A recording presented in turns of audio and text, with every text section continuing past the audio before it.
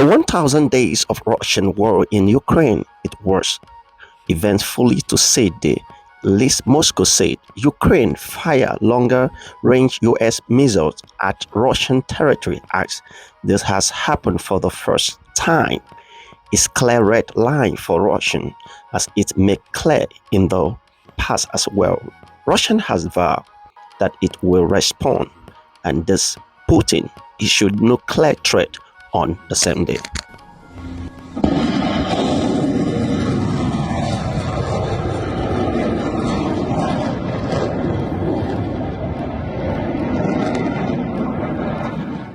Week, Washington clear keys to use extreme against the military target.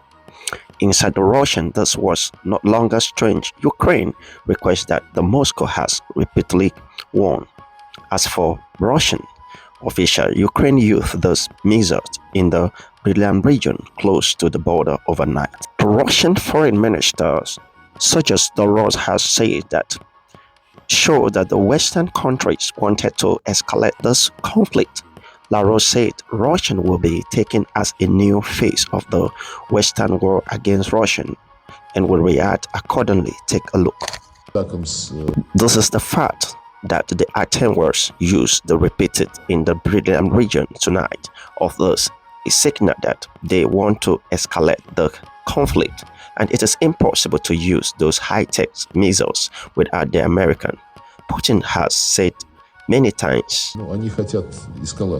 At the same day, Russian President Putin signed the decree lowering the issue for using nuclear weapon. The new doctrine broadened the scope of when the Moscow can and use the nuclear weapon, and it is seen as a clear message to the Western. In Ukraine, it said Russia would consider using nuclear weapon against a non-nuclear state if they are supported by nuclear power, and this would include Ukraine. The White House, the UK, and European Union have condemned the move as irresponsible. Ukrainian Foreign Minister Andriy Sybiha has termed this as the Russian nuclear Sibat doctrine. Speaking at the U.S. Capitol at the Congress hearing, the foreign minister urged the Ukraine Western Alliance to remain clear-eyed and not give to fear. Thank you for drawing the attention of members of Congress to the need to bring the aggressive question. Video message from the Ukrainian President Zelensky. It was also played at the hearing where he thanks the U.S. and urged the continued support until they achieve the truth and lasting peace. Thank the entire U.S. Congress for standing with us. These 1,000 days of war have been a path we've walked together. Now we must keep going until we reach the day we all dream of, a day of true and lasting peace.